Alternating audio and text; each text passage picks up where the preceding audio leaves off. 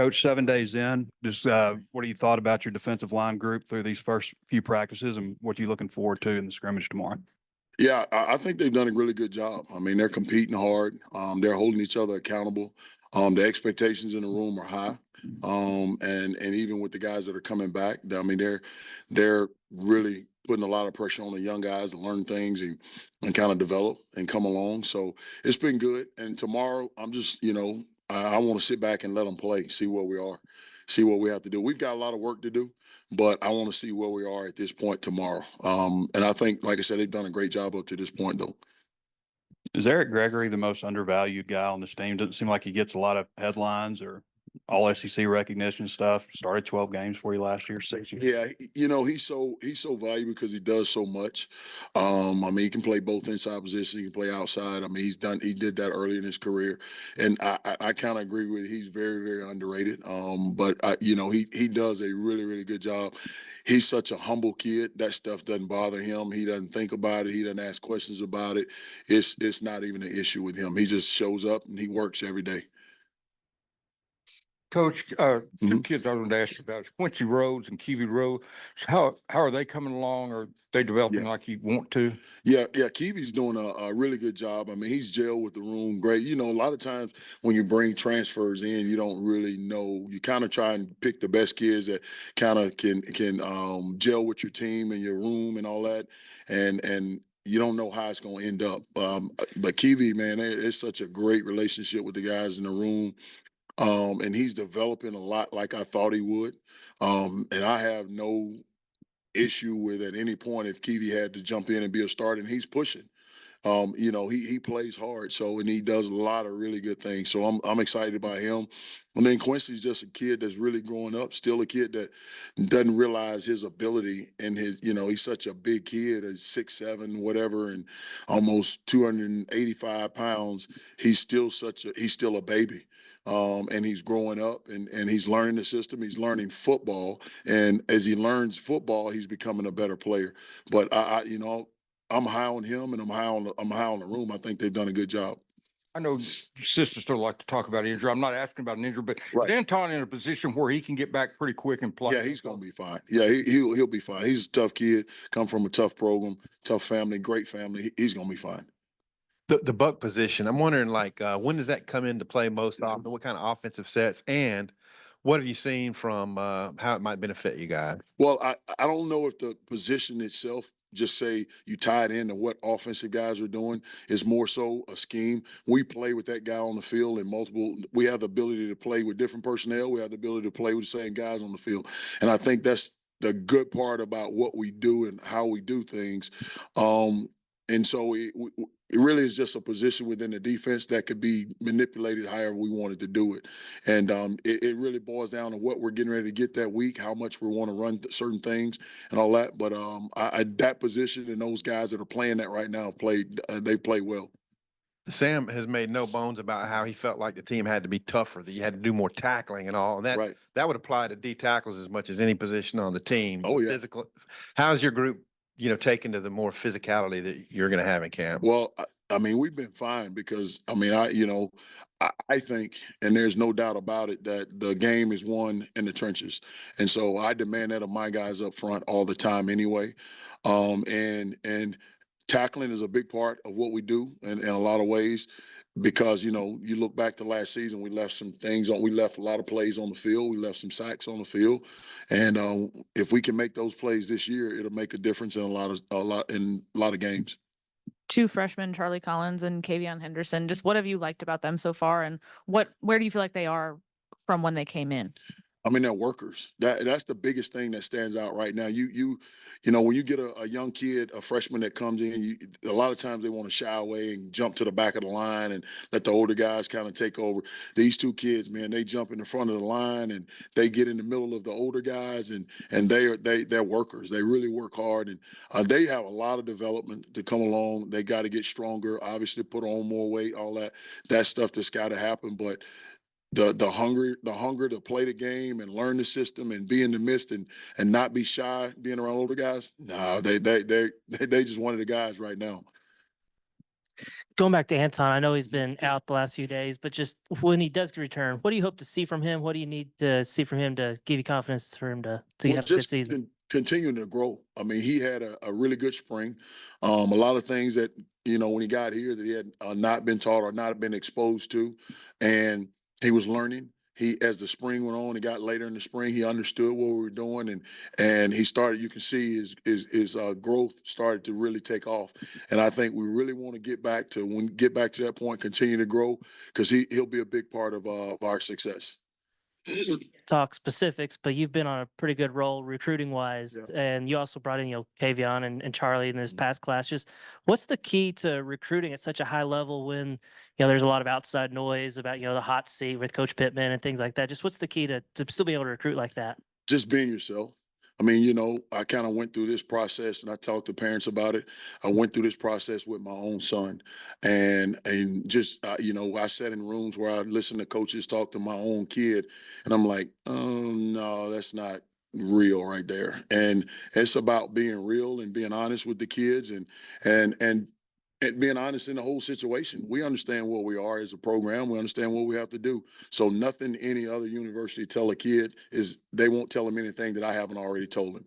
And so just being straight up with them and being honest and tell them where we are, and being somewhere, being who the parents will want to drop their kid off with. And it's just been fun. It's been a great group of kids.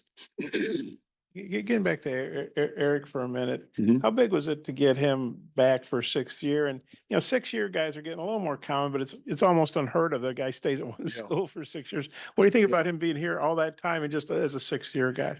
It's been great. I love having him back. I want him back, and it's kind of a joke in the room. When Coach Pitt might bring up when he first got here and things like that. He asked guys to raise their hand who was here when we first got here and all that, and he might be one of maybe 2 or 3 that's in the room that it was actually here when he first got here. So I mean, but Eric is such a mature kid, and he's very, very quiet. Doesn't say a whole lot. He just works, and so it's great to have him back. You say he's underrated, and I agree. What is it? What is it he does specifically that makes him so valuable to you guys? Everything. I mean, he brings a lot of maturity to the room.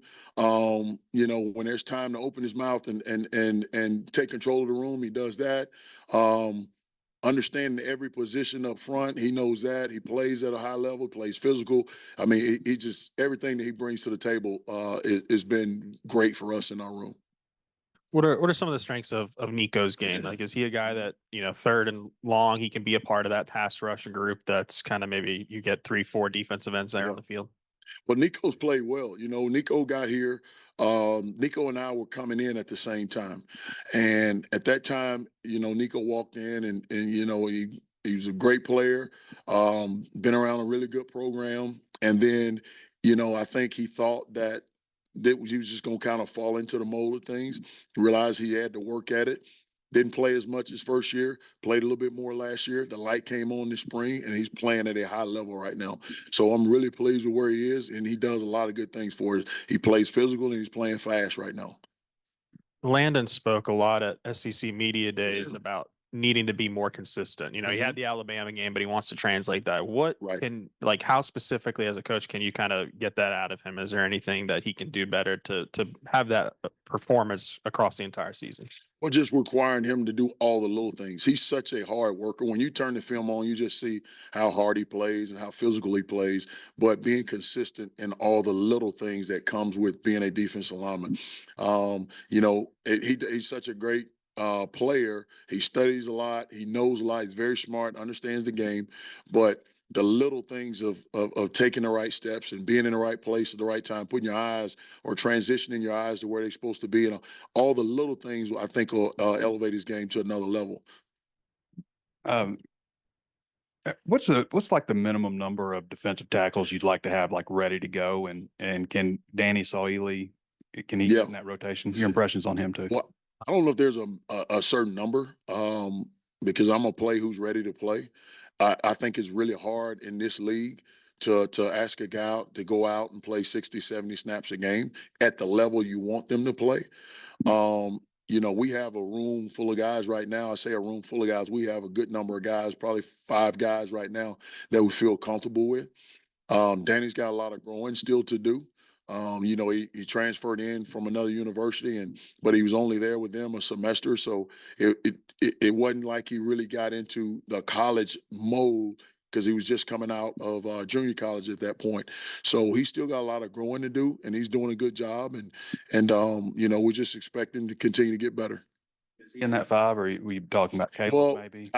I mean, he's in the mix of all of them. And I say five right now, but it could be any, because my philosophy is this: you know, if you make us better when you're on the field, you're gonna play. I don't care if you're a senior. I don't care if you're a freshman. That's the way I talk about the room. And you talk about the freshmen, they both gained some good weight in the offseason and stuff, but are they physically ready at least? Not ready, but where you want them, but like to go out and help you guys, like be in the. Well, it's still early. Yeah, it's still early right now. You don't really know. I mean, I know they're getting better daily. So, and I know playing in this conference is tough. And so, I mean, we're only in practice, what, 6? I already lost track of days, but we're only in practice 6. So still got a long way to go. We'll see. They're getting better though. You know, Cam's the guy that really seemed to come on strong. Cam Ball really seemed to come on strong last year. He's a 4th-year guy, I think. What have you seen from him? Kind of what are your expectations for this year? Well, the same as Landon. He's playing at a high level right now. He really played well this spring. He did a great job this spring. He understands what to do. He's understanding leverage and all different type of things up front. So I'm really expecting him to take the next step and become a guy that's dependable every play. Last year he played a lot and he played well, but he could have, there's things where he could have done and been a lot better. And Cam and I talk about this all the time. So he will be a really good player for us. And I'm excited about him. Like I said, just like I am about the room. What kind of things specifically can he do better? Is it just more about being consistent, or? Well, playing with better pad level, which he's gotten better at that. Understand leverage on when I can counter, when I can do certain things against pass rush, and then even just keeping my eyes in the right spot. And we talk about that a lot in our room, because that has a big part of who you become and how physical you are, and being able to take chances when you can. And he's still big, but he's maybe not quite as big. But you know, it seemed like when he got in last year, he did a pretty good job. You know, yeah, against those offensive linemen, I'm sure they didn't enjoy it too much. Yeah. What are you seeing from him, and what kind of improvement can he make? I mean, he's a big kid. He's the biggest one in the room.